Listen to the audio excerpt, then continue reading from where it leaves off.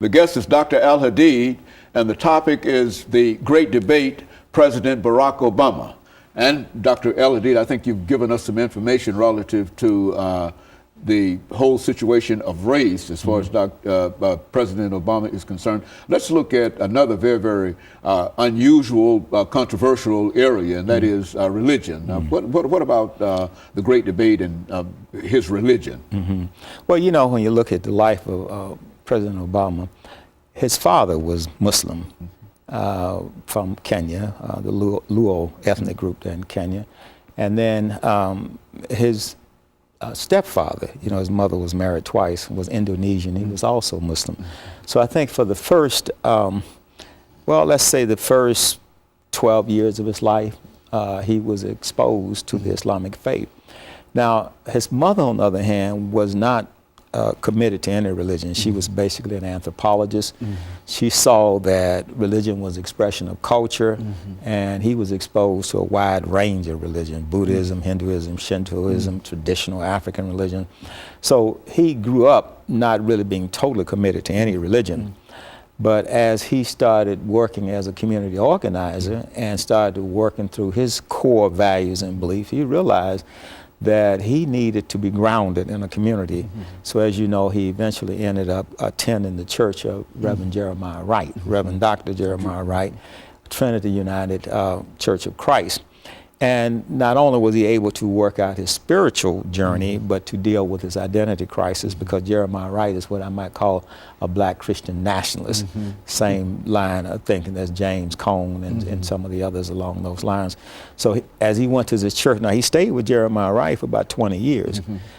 His wife attended the church, his children were baptized there, he was baptized there. So he became committed to Christianity. And I think it's inappropriate for people to keep labeling him as Muslim when he's not. Especially when he's been in the church, in the Christian church for the last 20 years. Yes, you know, and some people leave the impression as if he just ran across Reverend Wright a couple of years, last year or something. During the campaign, you see, but he was involved with that. He was involved in the church for at least 20 years. Now, I think maybe when he first went to the church, he might have been looking for an institution that could help him with his community organizing, or he might have been looking for an institution that could help him get votes, because you know, he ran and was successful in becoming a state senator in Illinois. In fact, he was a senator in Illinois for 10 years. And so it could have been for those reasons. But then eventually, you know, he got in that environment and he saw something in the black Christian church that he didn't see in the other churches. Now, there was some background. You know, his mother came out of a Methodist, his grandmother rather, came out of a Methodist background, and his grandfather, who they were both white, came out of a Baptist background. But when they left Kansas and went to Hawaii, they no longer practiced this religion. So they just basically were good people, core values that were based on Christianity, but they were not churchgoers. And he wanted something different for himself, because as you know, most of his life, he had this identity crisis. I mean, he saw himself as being African American, but he didn't fit well among African Americans. When he left Hawaii, graduated from an elite school there in Hawaii, and then went to Occidental College in Los Angeles. He didn't fit in well there, and then he left and went to Columbia University, where he was able to move around in Harlem and see all the various ethnic groups. And it's when he went to Chicago that he was able to resolve his spiritual issues as well as, you know, his ethnic issues, and became more whole in that sense. So I view him as a practicing Christian, even though he doesn't wear it on his sleeve.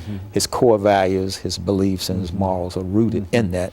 And of course, I think there is some Islamic influence there, in light of the fact that he spent the formative years of his life in an Islamic environment. You can sort of see that in his character, but he's more closer to a relationship with Christ than with an institutional church.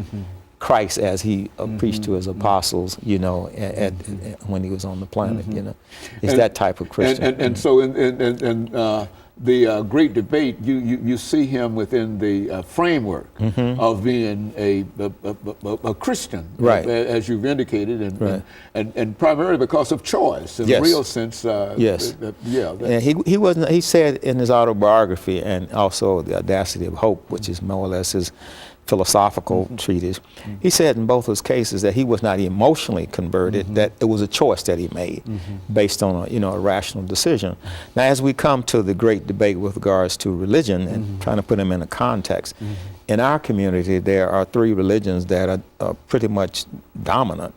They are Christianity, and most of our people are either Baptists or Methodists or Catholics, and then that's Islam, either Nation of Islam, mainstream Islam, or Sufism.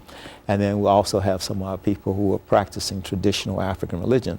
So within the context of traditional African religion, Islam and Christianity, he chose Christianity as his worldview, but not just mainstream Christianity, but the Christianity that comes out of the African American church.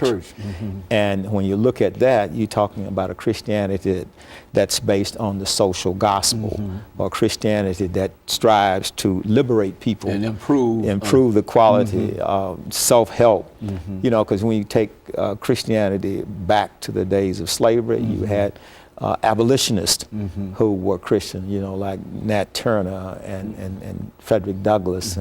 They came out of the Christian, background. Mainly, the Baptists and the Methodists. These were the two groups that presented Christianity to African Americans. And so these are the two pillars so far. Yes. You talked about race and religion that sort of supports Mr. Obama, President Obama. Right, and religion is playing such a dominant role in the body politic today, because when you look at the conservatives, especially the right, you have the Christian right and you have the Republican conservative. A lot of them are connected with the evangelical movement, and it was the evangelical movement that got President Bush in power twice, and if you go all the way back to Ronald Reagan and Bush, one, the father of Bush, it was the evangelical movement, and they have gotten recently involved in politics because of their core issues, like abortion, being against gay marriages, and those type of things.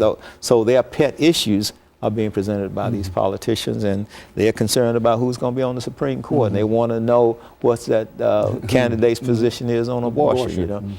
So religion and politics now are starting to overlap and merge. Even though we have the First Amendment to separate them, it's very difficult now to separate institutional religion from institutional politics. And of course, let us take this second commercial break, and we'll be back with our audience following this second commercial break.